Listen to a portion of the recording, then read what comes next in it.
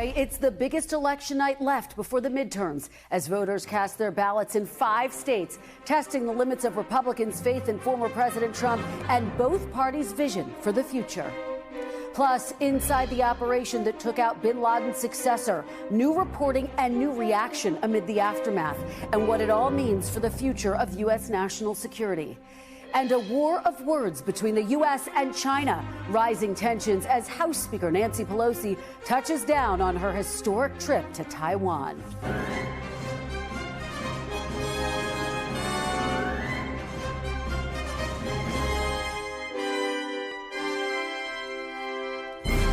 Welcome to Meet the Press Now. I'm Kristen Welker. If it's Tuesday, voters are voting on this election day in America, with polls open for another few hours in Michigan, Missouri, Kansas, Arizona, and Washington State. It's the biggest primary night so far this summer.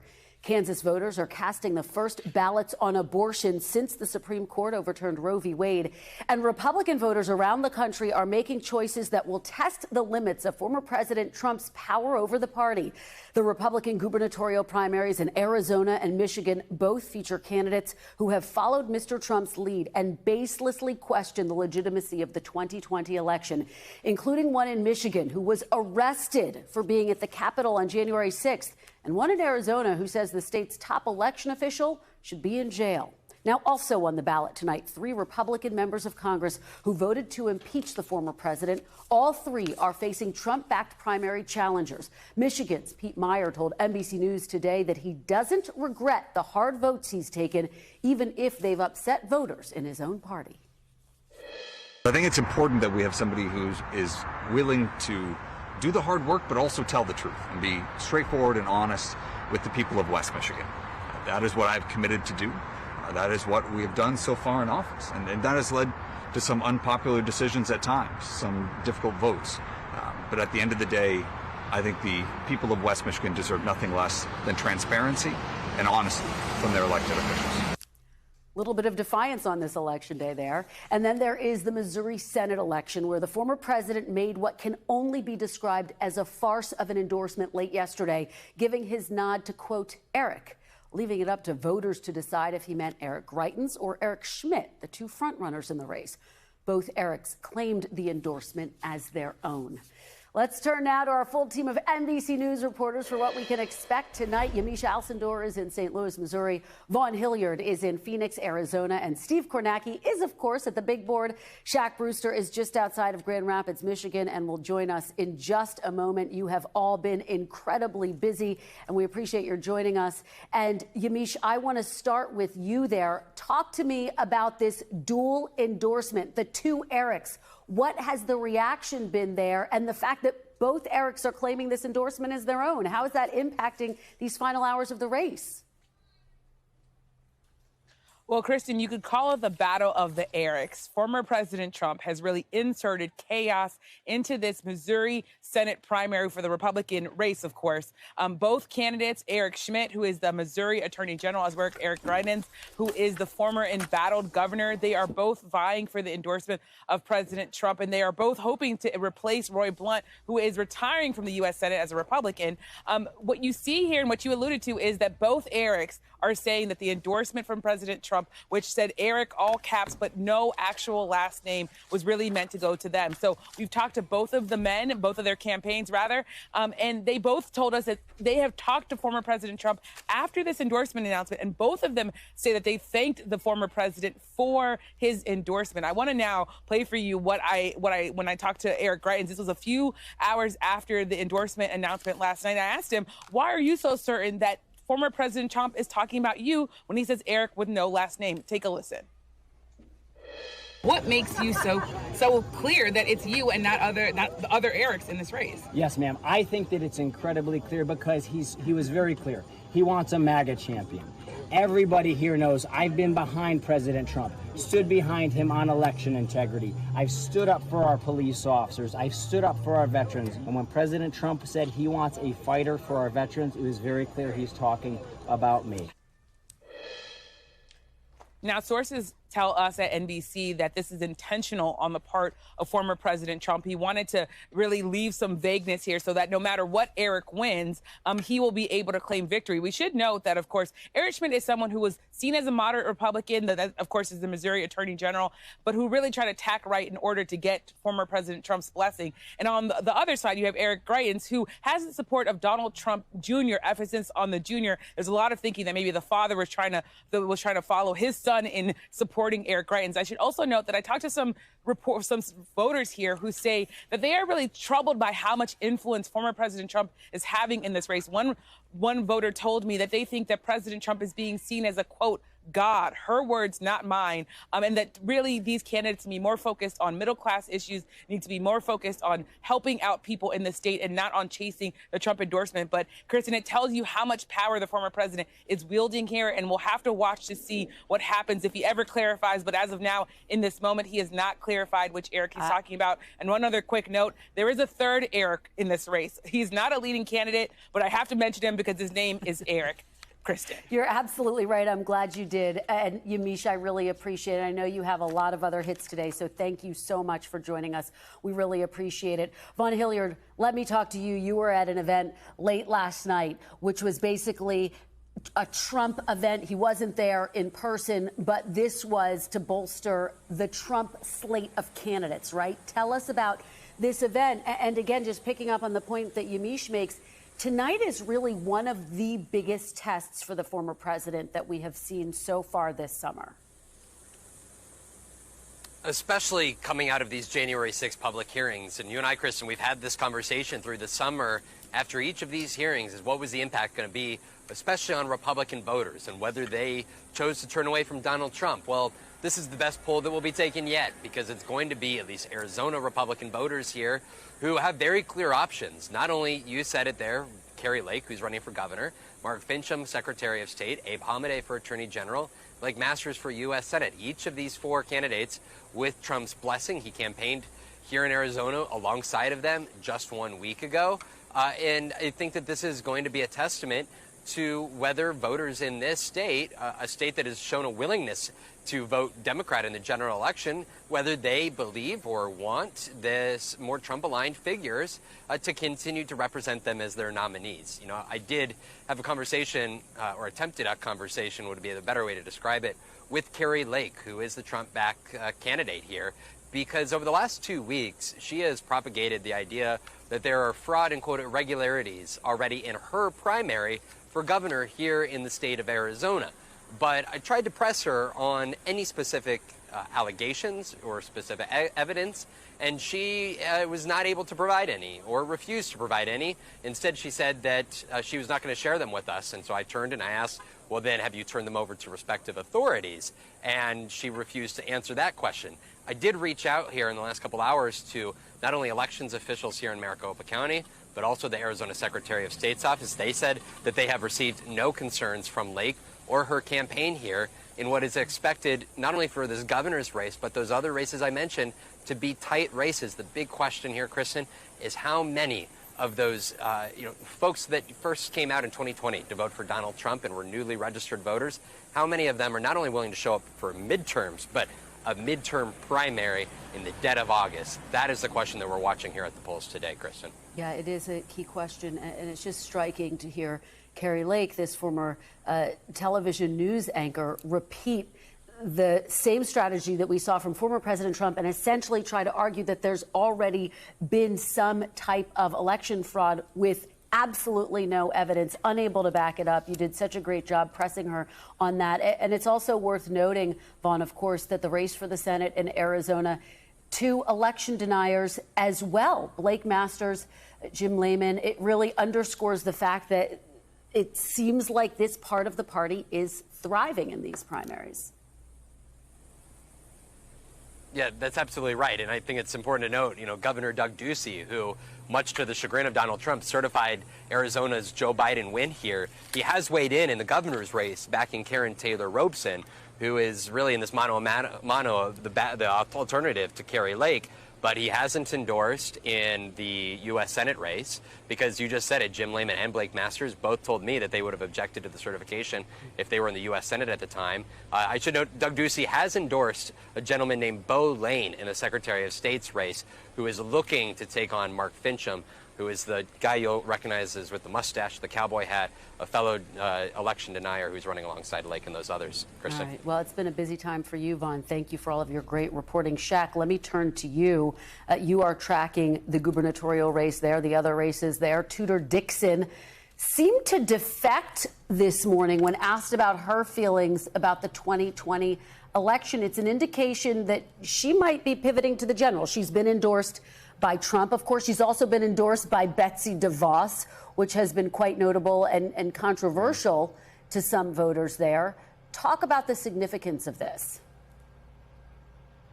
Well, that's a point that you heard from some of her opponents in this primary race. Kevin Rinke made that point to me yesterday with one of the answers she gave on Sunday. And, you know, this race has been close and it's going to be unpredictable when you listen to what the candidates have to say. That endorsement coming from former President Trump on Friday. We also know yesterday they appeared together on telephone for a tele-town hall. Trump and Tudor Dixon. Dixon telling me if she is on a path to victory, that endorsement is going to play a major role there. So that is something that we'll watch and we'll continue to see. But former President Trump yesterday on that tele-town hall said, Dixon is my only candidate. I am fully behind her, and she has my complete and total endorsement. But then there's also the primary race that you're seeing here in Michigan's 3rd congressional district. That's, of course, the race between Representative Peter Meijer, who is one of the 10 House Republicans to support the impeachment of President Trump after January 6th in that insurrection and Capitol riots there. He's receiving that challenge by Trump-backed candidate John Gibbs. I spoke to both of them today, and one thing that they were asked about was about the idea of Democratic groups getting involved in the Republican primary here to the tune of about $425,000 in ads against Gibbs, but calling him too conservative for this state. I want you to listen to what Peter Meijer told me about that. At more than $400,000 painting you as a strong conservative, isn't that something that you could see as a boost to your campaign? I don't know. I don't spend a lot of time thinking about that. I spend time thinking about how can we get out to more places, meet more voters, get more folks to be turned out to come vote for me. That's what I'm thinking about. That's what my team's thinking about. I don't know what the Democrats' deliberations are, what they're thinking or not thinking. I don't really care about it too much. That was Gibbs and his response. I asked him instead about what Meijer told me, which was the point that he said he thinks that Democratic groups are doing this because he believes that they believe that Gibbs is a more beatable candidate in the general election. But he said that the Democrats are playing a dangerous game here, that they're being hypocritical by pouring money into this race when he says it's important and it's about preserving democracy because of Gibbs' baseless allegations about the 2020 election results, Kristen. Yeah, Shaq, and I can tell you I've spoken to a number of Democrats who think this strategy is incredibly risky and potentially runs the risk of not only having some of these folks get into office, but making Democrats look hypocritical, particularly in the wake of the January 6th committee hearing. Shaq Brewster, thank you so much for your great reporting and fantastic interview there with John Gibbs. Steve, I got to go to you and the big board. You have been watching a number of these statewide races tonight. Tonight has a little bit of everything, which is what makes it so exciting. It's a key test for Trump. It's a test for progressives. It's a test on abortion as well. What are you watching for? Yeah, I mean, the Trump test, I think, front and center here. You're just talking about that Peter Meijer race there in Michigan. We've been keeping tabs here on the 10 House Republicans who last year voted to impeach Donald Trump. What's their fate in 2022? You can see as you start to tick through the primary season this year, a number of them just opted to retire and not even run again, not even face Republican primary voters. So far, before today, there are 2 who had voted to impeach Trump, who ended up facing Republican primary voters. Notably, David Valadao in California got through that top 2 primary in California and into the general election. Tom Rice in South Carolina did not get through his primary. He was trounced. A key difference between those 2 outcomes, Donald Trump weighed in the Rice race. He endorsed Rice's opponent. Rice's opponent won. Donald Trump stayed out of the David Valadao race in California. Valadao survived that primary. So I think when you take a look at today's races, whether it's Meyer in Western Michigan, or you've got Jamie Herrera Butler and Dan Newhouse, both out in Washington State. You've got three up today, three Republicans who voted to impeach, facing primary electorates today. Trump has weighed in all three of those races, so it puts it more, at least on paper,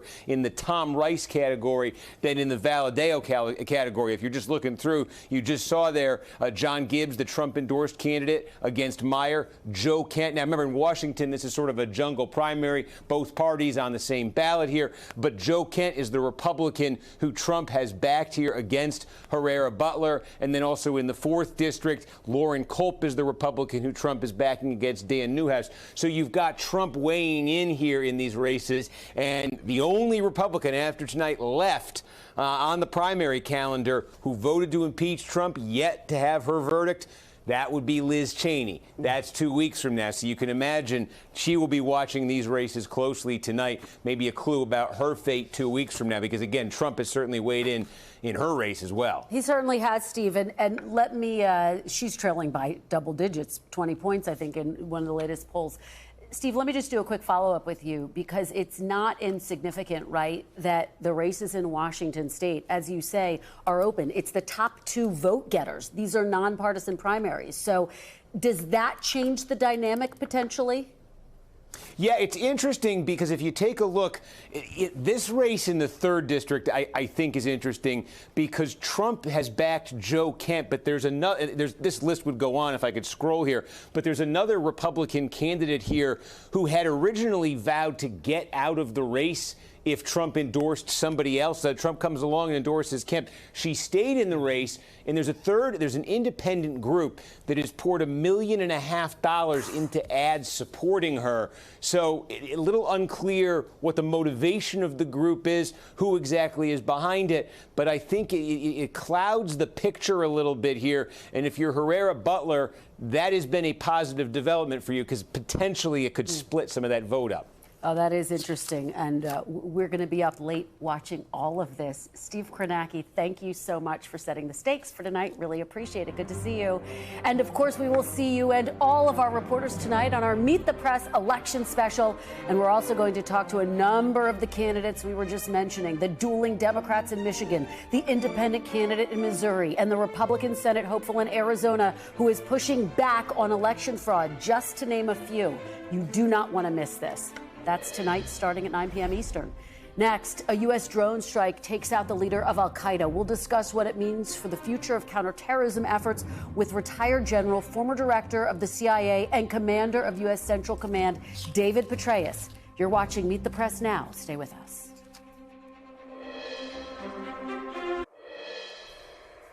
Welcome back. Last night, President Biden announced the United States killed Ayman al-Zawahri, an al-Qaeda terrorist who played a key role in the planning of the 9/11 attacks and who became al-Qaeda's leader after the death of Osama bin Laden. According to a senior administration official, U.S. intelligence was able to locate al-Zawahri in a Taliban-supported safe house in downtown Kabul, raising questions and concerns that the Taliban is not upholding counterterrorism-related commitments it made as part of the United States withdrawal from Afghanistan. The strike comes as we near the one-year anniversary of that chaotic American withdrawal, which President Biden defended in his remarks last night. When I ended our military mission in Afghanistan almost a year ago, I made the decision that after 20 years of war, the United States no longer needed thousands of boots on the ground in Afghanistan to protect America from terrorists who seek to do us harm. And I made a promise to the American people that we continue to conduct effective counterterrorism operations in Afghanistan and beyond. We've done just that. I am joined now by retired General David Petraeus, former director of the CIA and commander of U.S. Central Command. General, thank you so much for joining me this afternoon. Really appreciate it. Pleasure. So what is your reaction to the news, and how important of a blow is this operationally to al-Qaeda, or is this more symbolic given that he was 71 years old? Well, it's a bit of both. It's a very significant blow. It's a huge achievement by our intelligence and counterterrorism communities. It is significant in the sense that he did in recent years declare, for example, a new affiliate in the Indian subcontinent. He has continued to exhort his followers at various times to attack infidels and so forth. But on the other hand, he was not issuing direct guidance. He wasn't guiding operations. He was no longer as active as he was when he was the brains of al-Qaeda, as he used to be described, partnering with Osama bin Laden since the late 1990s and planning and then overseeing the execution of the attacks, as you mentioned, including the 9/11 attacks, but also the USS Cole, and also the bombing of the embassies in East Africa, among a number of others. So it's a very significant blow, but it also reflects in a way the fact that al-Qaeda has been decentralized very considerably, and it also has been degraded, but we still must keep an eye on it. And particularly now that we see that the Taliban are not living up to their part of the Doha Agreement, the commitment to not shelter national extremists on their soil. Well, let me actually, to that point, my colleague Savannah Guthrie on the Today Show did ask National Security Advisor Jake Sullivan about that, about the fact that he was being harbored by Taliban leaders. Let me just play you a little bit of what he had to say and then get your reaction on the other side. Take a look. We believe that there were senior members of the Haqqani network who are affiliated with the Taliban who did know that Zawahiri was in Kabul. There may have been other members of the Taliban who did not know. We have already been engaged with the Taliban, and I'm not going to preview any further actions that we will take to ensure that the Taliban lives up to its commitments not to allow any external plotting from Afghanistan, but rest assured the United States will be vigilant on that. General, he says the United States will be vigilant, but what actions do you think need to be taken? For obvious reasons, he's keeping his cards very close to the vest. But can you be specific about what you think needs to happen, given that we have determined that the Taliban was hiding this al-Qaeda leader in a safe harbor? First of all, I think it was a very fair assessment that he made. The person harboring him was really the number two in this group of the Taliban and the Haqqani network. Siraj Haqqani has a 10 million bounty on his head as well, I might add. He's also the acting Minister of Interior, but it's not net certain that the Taliban leader overall knew this was going on. That said, this clearly reflects the imperative to keep an eye and pressure on extremists in Afghanistan who are trying to take advantage of the fact that the Taliban are now in charge. And I should note that the group that is most worrisome actually is not al-Qaeda's senior leadership. It's actually the Islamic State Khorasan group, the affiliate of the Islamic State that's established in Afghanistan and Western Pakistan. They're the ones carrying out the most significant attacks in Afghanistan, trying to foment sectarian civil war there. Well, and General, as you know, when President Biden withdrew troops a year ago from Afghanistan, it was widely seen as a botched effort. But one of the concerns was exactly what you point to. Would the U.S. have the same level of ability to engage in counterterrorism, the type of operation that was carried out over the weekend? Now, the White House would say, look, this is a vindication that the strategy is, in fact, working. What say you about this? Do you have any concerns that without a robust footprint there, that the United States doesn't have enough eyes and ears on the ground? Well, first of all, I would not assume that we don't have a network still active there. One presumes that some of the confirmation process and other activities have been facilitated by that. The question, though, is not whether we could carry out single attacks such as this. In fact, I predicted we would be able to carry out over the horizon attacks and operations. The challenge is if you have to carry out a campaign. We don't see a need for that just yet. But as our chairman of the Joint Chiefs said, it only takes 6 months to a couple of years to see these groups reconstitute themselves. And I think the concern, therefore, is over the longer term, not at the immediate time right now. But again, a huge tribute to those in our intelligence and counterterrorism communities for what they've done. This was a very significant blow in the brains behind al-Qaeda for many, many decades. General, before I let you go, I do have to get your reaction to this breaking news that we are tracking, which is that House Speaker Nancy Pelosi has now landed in Taiwan. As you know, China has had some very strong language warning her not to go. She's there shining a light on the human rights abuses by China, on the situation on the ground. What is your take on her trip? Are you concerned that this might inflame tensions that are already pretty high right now?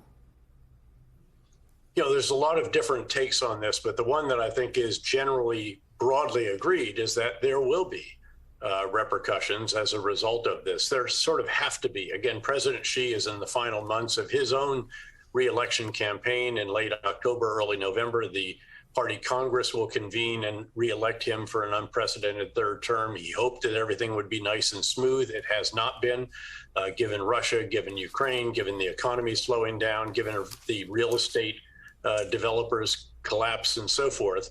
So this will add to that, but the pressure will be on him. He will have to take actions, and I think they won't just be in the near term. Military actions, General? Military actions? What are? Can you give us? No. Okay. No. You'll see live fire exercises. You'll see demonstrations. I don't think no one wants to see a confrontation, and I think each side has been very careful to avoid that. Even the flight path of Speaker Pelosi's plane went out east of the Philippines to come in from the other side, not the most direct route from Singapore.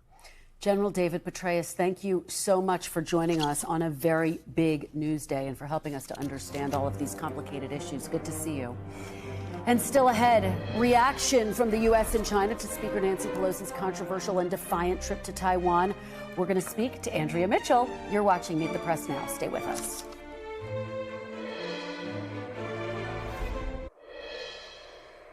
Welcome back. The major issue on the ballot today in Kansas is abortion, as voters get to choose whether or not their state constitution will explicitly protect abortion rights. But the language could be confusing. Voting yes on the amendment means not protecting abortion, and voting no means protecting the right. It's a vote that could be very, very close. NBC's Dasha Burns has been talking to voters as they make their decision on this critical amendment. We are probably looking at a pretty tight race here, and regardless of the outcome, this is going to be significant not just for Kansas, but for the entire nation, as the voters voting behind me here are going to be among the first in the country to cast a ballot on this issue since Roe v. Wade was overturned. And in order to get here, voters have had to navigate a lot of information, a lot of misinformation, including just yesterday, misleading text message sent to Kansans claiming that voting yes would protect a woman's reproductive choices, when in fact a yes vote on the value them both amendment would strip the Kansas state constitution of protections for abortion rights and potentially open the door for restrictions or potentially, as many abortion rights activists fear, a ban on abortion in the state of Kansas. Still, the folks that came out here today are determined to make their voices heard. Take a listen to just a little bit of our conversations with voters. I found it very complicated to try and figure out. We spent a lot of time doing a little bit of research and trying to understand what the amendment actually meant. I spent some time researching just to make sure we made the right choice. And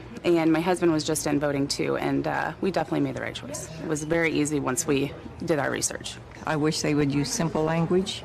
I understand they have to use language that can be legal, but for me, it's hard to understand. What we're looking for is not only whether the yes or no vote wins, but also the turnout here in Kansas. How big of a driving factor is the abortion issue when it comes to getting voters to the polls? I can tell you here in Gardner, Kansas, they are already seeing an increase compared to the last primary in a midterm year, and early voting numbers show a more than 200% increase from 2018. All right, Dasha Burns, thank you for that. For more on what's at stake in Kansas and tonight's primary races, I'm joined by my panel, Politico White House correspondent and Playbook co-author Eugene Daniels, Republican strategist Brad Todd, and Democratic pollster Margie Omero. Thanks to all of you for being here. Margie, let me give you this question first. What are you watching for in Kansas, and how much weight should we be giving this, given that it is the first time abortion is going to be on the ballot since Roe was overturned? Well, of course it's important, because it's important to protect the right to an abortion around the country, and this is what polls around the country show a majority of voter support. I think when there's a vote like this, people want to put a lot of importance on it, like it's a special congressional election, like this is the answer to the entire election season. I think we should really focus on Kansas, what this means in Kansas. Kansas is a disproportionately Republican state in August, in November, whenever it is.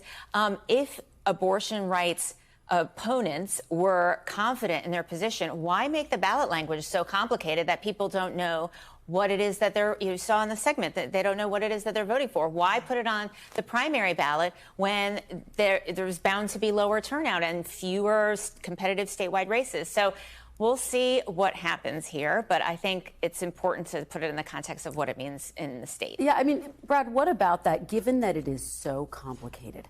And you hear that turnout is already up 200% early voting since 2018. We don't know what those votes are going to say, but it seems like these voters are energized to weigh in on something. What do you make of this? Well, I think having it in August actually is a good thing because the ballot's less crowded. Voters can spend a lot more time focusing on it. The airways aren't cluttered with a lot of advertising for other things. So it becomes a much more primary focus of voters going in. Because these things get complicated because the lawyers in the Secretary of State's office make them complicated. That's what constitutional amendment language always is. Traditionally, all of us on the campaign side always fight them tooth and nail about how to word it. But all this referendum does is say, do you as a Kansas voter want to have control over abortion policy in the state? Do you want to remove it from judges and give it to the people and their elected representatives? And so I think you're going to see a pretty wide coalition support it. Kansas is a state that abortion has divided the Republican Party for years, actually, there. It's been a big issue there, but I think you'll see a lot of people say, yes, we want the voters back. Eugene, when I talk to Democrats and I ask them what are they watching for in tonight's races, it's not these battles between Democrats. It's not even the tests for progressives, some of the things that we're watching for. It's this vote in Kansas. Yeah, because they're hoping that they will get a sense of how the American people feel about this. This is our first test, though, as Margie said. This is about Kansas. I will say, talking to folks over the last couple of days, they tell me that as they're watching and they're looking at how this vote ends up turning out, you're going to see whether or not people think that the Supreme Court went too far with the giving it back to the states and then banning abortion. Because even when you talk to people who say they're pro-life, sometimes people say they're pro-life but pro-choice, where they still want a woman to be able to choose in some instances, for there to be exceptions. And so this will be a test of part of that. Nationally, polls show an increase. First of all, even before the Supreme Court decision, majority supported the right to an abortion. That surged after the Supreme Court decision. Motivation among Democrats has surged. Motivation around this issue has surged. The favorability toward the Supreme Court has dropped. I mean, it is poll after poll after poll nationally. It could not be more consistent. So tonight is a test for abortion. It is also, all of these primaries have been a test of former President Trump's staying power. Is he still a kingmaker? But Brad, boy, tonight may be his biggest test yet. He's endorsed more than 30 candidates. More than 30 of them are election deniers. Well, it's a big night for primaries in general, but I think people are going to be watching the two races in Washington State with Dan Newhouse and Jamie Herrera Butler in particular. Two Republicans who voted to impeach President Trump. Right, two incumbent Republicans. Yep. I think that those two races are going to be largely, they're going to drive opinions about the president's endorsement tonight more than anything else. I think you've also got an interesting race in Michigan in that you have J Street and a lot more less progressive pro-Israel groups going against each other in the 13th district. I think two Democratic incumbents, Haley Stevens in Levin, Andy Levin. I think that's perhaps one of the most interesting primaries that we're not talking about tonight. And I think that it'll tell us a lot about where the Democratic Party is. Are they pushing back on their own progressives? Well, in two governor's We're races. going to talk to them tonight, by the way, both of them. We're going to have on our election night special. So on in now. two governor's races, Trump has endorsed one candidate and Pence has endorsed another candidate in two of the primaries tonight. I mean, if that's not a test of Trump's power as an endorser, then I don't know what is. And you were talking about the media markets in Kansas. In Kansas City media market, you have the two Erics, and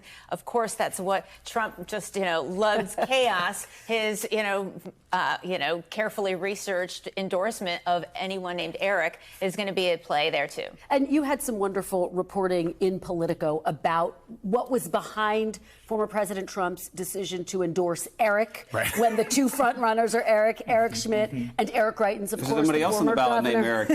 I'm sure there is. There are 3 Erics. I shouldn't be living out the third Choose your own Eric. adventure. I know. But to some extent, I mean, you have some Republicans saying this is making a mockery of the Trump endorsement at a time, frankly, Eugene, when he's had mixed results in these primaries. Exactly. And I think that's part of why you're seeing him just go with the Erics, because he's saying, this is going to be for the people to decide, but in this one particular race, right? Because it looks very close, and he does know that he's had these mixed results as we've seen and gone forward and forward. And as he talks about being a winner, he's not someone who ever wants to be seen as a loser. And when he is going against what used to be the establishment, people like Mike Pence, his former vice president, you see tugging in the Republican Party about what it means to be a Republican. I mean, he picks candidates to endorse, kind of like I pick, my Sweet 16 in college basketball. Like, I don't know. I guess I'm going to pick this person. I mean, that's his sort of level of detail and his mixed results. Most, right? That's true. If I had the teams tell me I was great, then that would be the way he would. I don't know if the process is the same as you go through, but I do think he likes to have a rooting interest in every game. And but does it undercut? Does it make a mockery of his endorsement? I think only his voters and people who support him most ardently and look mostly to his endorsements, only they can decide that. What we see mostly in primaries is that the president he sort of tabs someone, right? It's a first look. He can cause people to take a look at someone, but they end up making up their own mind as they look at other candidates in the race. Margie, how big of a test is tonight for progressive candidates? You have Cori Bush, Rashida Tlaib, both facing challengers who are both saying, look, you guys have been very focused on getting headlines more so than the policy and the substance. How critical of a night is this for progressives? I think on the Democratic side, we don't have the same kind of theatrics that are going on the Republican side. And so it's up for each district and each set of voters to decide for themselves. I don't know if you can say that there's, a bigger story to be told based on what's happening on the Democratic side tonight. What will you be watching for tonight? The gubernatorial races are really interesting, especially in Arizona and Missouri, right? Because you have people who are election deniers. Actually, in Arizona, both of them on the Republican side are election deniers, pushing President Trump's lie about the election. And in Missouri, Eric Greitens, I used to live in Missouri years ago, and Eric Greitens is scandal-plagued, right? Yes. And so this is someone who, if wins, Republicans are very nervous about losing. Very quickly, because we're almost out of time, but one thing that's looming over tonight and the primaries in general is President Biden. And he now has a mixed record.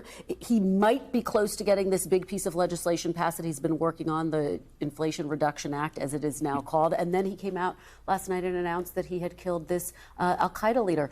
Brad, do you think Republicans are reassessing the climate for Democrats, given some of these things? Absolutely not. 2/3 of the American public thinks that Joe Biden's done it. They disagree with his policies. They don't think he's done a good job on inflation. They don't think he's done a good job on gas prices. They generally don't trust him on foreign policy. I will be glad to have Joe Biden as a referendum in every race we face. Final word, Margie. The third one you missed was a drop in gas prices, so the biggest drop in gas prices in a decade. Look, ultimately, if they're not reassessing the climate, they should be, because you have changes, fluctuations, and narrowing of the generic ballot, or Democrats, surging in the generic ballot. You have Senate candidates and gubernatorial candidates, really struggling on the Republican side. And you have election deniers. Those who aren't out front as election deniers in some of these races are just election denier adjacent or election denier avoidant, just trying to avoid the question. But enough about Stacey Abrams. This was a great conversation that set us up for a very exciting night. Thanks to all of you, Eugene, Brad, and Margie. Appreciate it. Andrea Mitchell will be here next. Plus, Congresswoman Pramila Jayapal joins us as two of the country's most well-known progressives, as we were just talking about, face primary challenges tonight. You're watching Meet the Press now. Stay with us.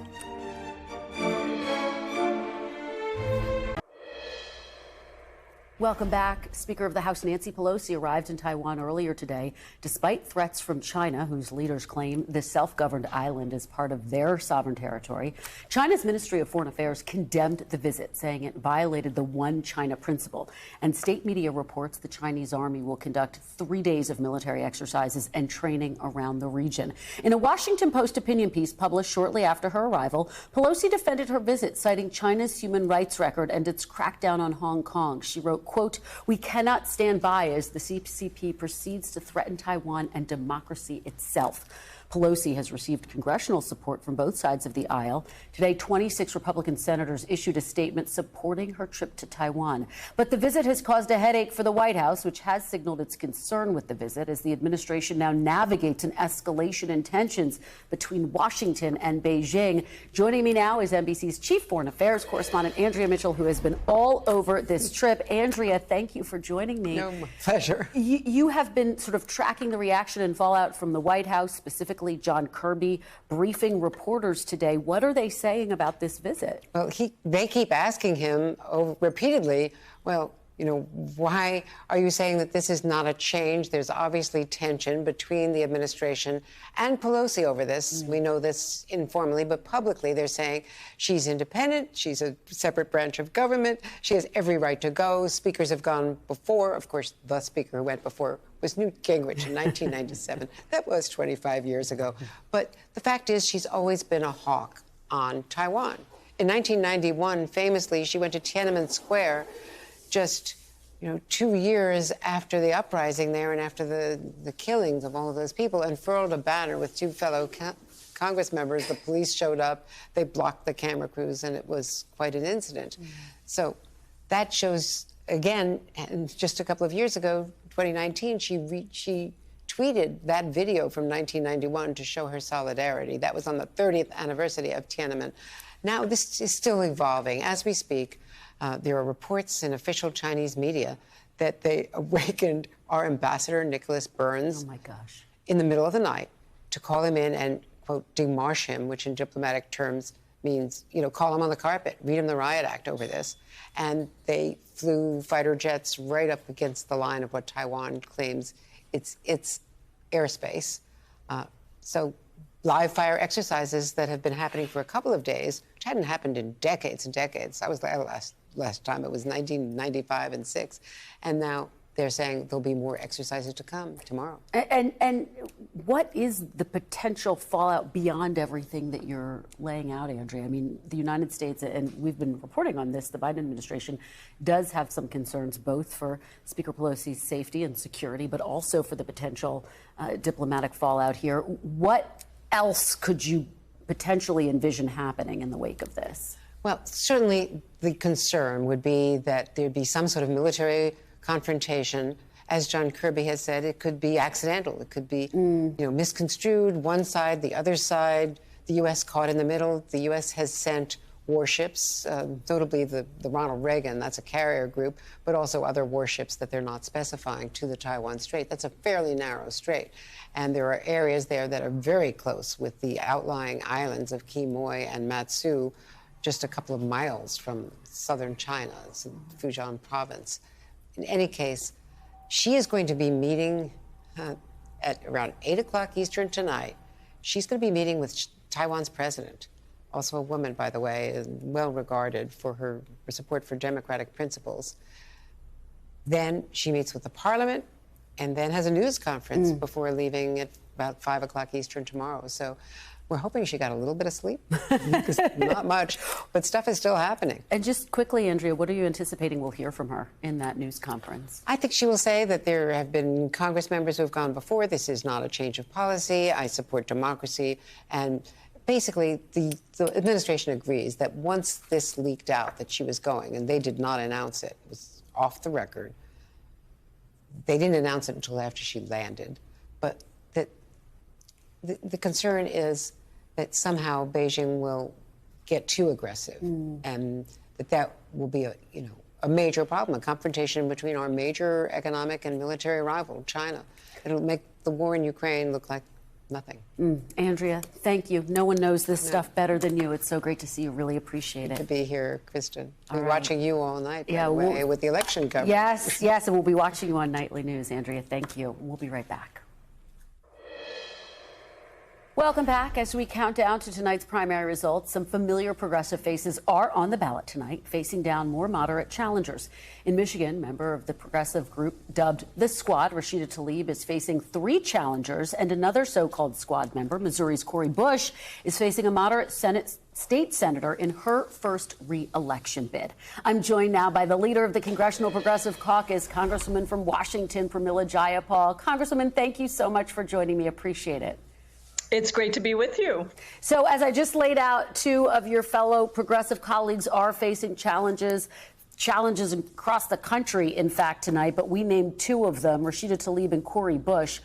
Are you worried about their prospects tonight? And what do you say to their challengers who are basically making the case that they are too focused on sort of the core principles of progressivism? They don't speak to a broad enough swath of voters, and they aren't focused on getting things done in Washington.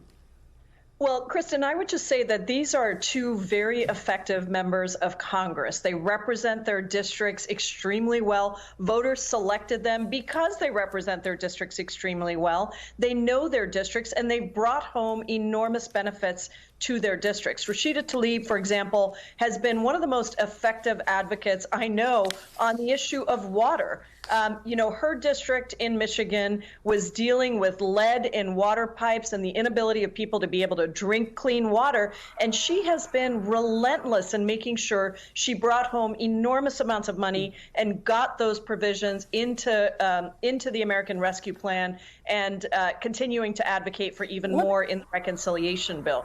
Same with Cori Bush, advocating around ensuring that people didn't get kicked out of their homes and that a moratorium continued to ensure that people were not going to be kicked out of their homes. So I think they're going to do well tonight. Well, let me ask you, though, because you all wanted to see, of course, the infrastructure bill and then what was called Build Back Better get passed together. That never happened. And so there was movement on infrastructure. And now we see this sort of retooled version of that, the Inflation Reduction Act that was just announced by Senator Schumer and Senator Manchin. Do you have any regrets? And do your fellow progressives have any regrets about not supporting that early on and trying to take action on that earlier, given now the threats to some of your colleagues? Let me just reframe that, because actually we did pass both infrastructure and Build Back Better through the House. And if you remember, when we got the infrastructure bill, there was no Build Back Better bill. We insisted that we had to have that. We drafted out the language in the bill and passed that bill through the House on the promise that the senators made to the President of the United States that they would move forward the president's economic agenda. Progressives have always been for the president's economic agenda. That's why we passed Build Back Better. And this bill that the Senate is now taking up 9 months later, which is part of the president's economic agenda, has many of the components that we insisted were in the House bill. So you'll support it, Congresswoman? You'll support it? It's not everything. Absolutely, I'm going to support it. No, and actually, I think we have a lot of unity that while it isn't everything, we need 50 votes in the Senate. And unfortunately, we didn't have 50 votes in the Senate for the president's economic agenda. So we will take what we can get with 50 votes. And every single one of these pieces that is in the Inflation Reduction Act is extremely important and is a big step forward. So yes, I'm going to support it. It's still not clear that you have 50 votes. All eyes are on Senator Sinema. I know she is in a different chamber, but are you hearing anything about her reaction? I was talking to a source close to Senator Sinema who noted the fact that this piece of legislation does include that tax provision that she's opposed to. Are you worried she's going to come out and say, I can't get behind this? Well, I'm relying on Senator Schumer to bring his chamber and all 50 Democrats along. Senator Sinema did have a lot of input into the provisions that were in the original Build Back Better bill. I hope they're talking to her because, listen, Kristen, we need to get this done for the American people. It's going to reduce costs. It's going to make sure people have health care, and it's going to invest in the urgent crisis of climate change. We got to get this done. Finally, I have to ask you about this Democratic strategy of propping up some candidates who they believe would be easier to beat in a general election. John Gibbs is the perfect example tonight. He's obviously running against Peter Meijer. Do you support that strategy, or do you think it's too risky or too hypocritical, as some of your colleagues have said?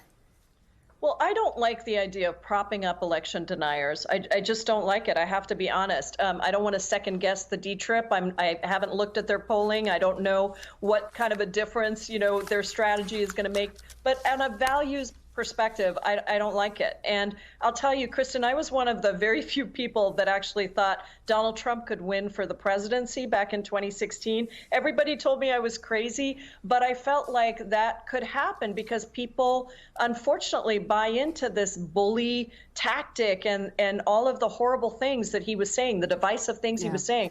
So I just don't think we can rely, we can think that we know how voters are going to react. And I think it's dangerous. And very quickly, because we're almost out of time, in Kansas tonight, do you see this as a critical test for the extent to which the abortion issue may be energizing for voters for Democrats in the fall? It's definitely something we're going to watch closely. I don't think it's the be all and end all. If it doesn't work out the way we want, because primary elections are tough, not everyone votes. But I think November will be different. But certainly we're watching it closely. All right, we covered a lot of ground on this election day. Congresswoman Pramila Jayapal, thank you so much for joining us and for your perspective. Thank you for having me. And thank you for being with us this hour.